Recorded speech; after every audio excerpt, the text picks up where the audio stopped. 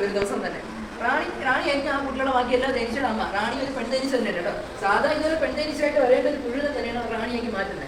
Royal ചെല്ലി എന്ന് പറയുന്നത് സ്പെഷ്യൽ ആഹാരം കൊടുത്തിട്ടാണ് അവർ റാണിയാക്കി മാറ്റുന്നത് കേട്ടോ. ബാക്കിയുള്ള തേനീച്ചകൾ കഴിക്കുന്നത് പൂമ്പൊടി തേനി വെള്ളം. ഇപ്പൊ ഈ പുഴുവിനും പൂമ്പൊടി തേനി വെള്ളം കിട്ടിക്കഴിഞ്ഞാൽ അവർ സാധാ വേലക്കാരിയായിട്ട് പോകും. റോയൽ ചെല്ലി കിട്ടുന്നതുകൊണ്ട് റാണിയായിട്ട് മാറുന്നത് കേട്ടോ.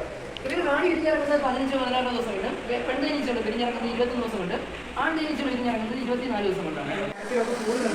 സ്റ്റോർ ചെയ്ത് വെക്കുന്നത് അവരെന്തിനാണ് സൂക്ഷിക്കുന്നതെന്ന് അറിയാം. മഴക്കാലത്ത് മഞ്ഞുകാലത്ത് പൂക്കളുടെ ലഭ്യത കുറയും. ആ സമയത്ത് കഴിക്കാൻ വേണ്ടിയിട്ടാണ് തേനൊക്കെ അവർ സ്റ്റോർ ചെയ്ത് വെക്കുന്നത്. അതിൽ നിന്ന് അത് കുറച്ച് കളക്ട് ചെയ്യും. അങ്ങനെ കിട്ടുന്ന തേനാണ്.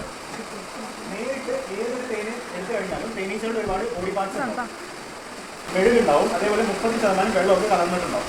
ഇതെല്ലാം വേർതിരിച്ചെടുത്താൽ നമുക്ക് ശുദ്ധമായിട്ടുള്ള തേന് ഒരുപാട് വർഷം കേടുകൂടാണ്ട് ഉപയോഗിക്കാൻ പറ്റും. ശുദ്ധീകരിക്കാൻ വേണ്ടിയിട്ട് ആദ്യം ഈ ഒരു കണ്ടെയ്നറിൽ നമ്മൾ 500 കിലോ തേൻ ഒഴിക്കും. അതാണ് അതിൻ്റെ കപ്പാസിറ്റി. ഫിൽട്രേഷൻ ചെയ്തിട്ട് തേനകത്ത് വേസ്റ്റ് വെളിപ്പെടുത്ത് മാറ്റും. നമുക്ക് 450 കിലോ തേൻ. അത് മാത്രം ഈ ഒരു ചേമ്പറിലേക്ക് ട്രാൻസ്ഫർ ചെയ്യും. ഇവിടെ നമ്മൾ ചെയ്യുന്ന ഡീഹൈഡ്രേഷനാണ്. ഇതിൽ കാണുന്ന റിസ്കുകൾ 1 മിനിറ്റിൽ 3 പ്രാവശ്യം കറങ്ങും. തേനും കൂടെ കറങ്ങും. വെള്ളം ചൂട് കാറ്റ് കൊടുക്കുമ്പോൾ തേനിൽ വരുന്ന വെള്ളം ഇല്ലാതെ കുറയും. അവസാനം ഇതേപോലെ ശുദ്ധീകരിച്ച തേൻ മാത്രമേ ഉള്ളൂ. ശുദ്ധീകരിച്ച് കഴിഞ്ഞുള്ളൊരു ഗുണം എക്സ്പയറി ആവാണ്ട് ഒരുപാട് വർഷം സേഫായിട്ട് നമുക്ക് ഉപയോഗിക്കാം. ശുദ്ധീകരിച്ചിട്ടില്ലെങ്കിൽ 6 മാസം കൊണ്ട് തന്നെ തേന് ഫെർമെൻ്റ് ആയിരിക്കും. അതായത് കുളിച്ചു പോകും. ടേസ്റ്റ് ചെയ്യുമ്പോൾ ഭയങ്കര പുളിപ്പ് ടേസ്റ്റ് ആയിരിക്കും. അതേപോലെ 15 ഗ്യാസൊക്കെ നടന്നത്. ഇങ്ങനെയൊന്നും ആവാണ്ടിരിക്കാൻ വേണ്ടിയിട്ടാണ് നമ്മൾ തേനെ ശുദ്ധീകരിച്ചിട്ട് എടുക്കുന്നത്.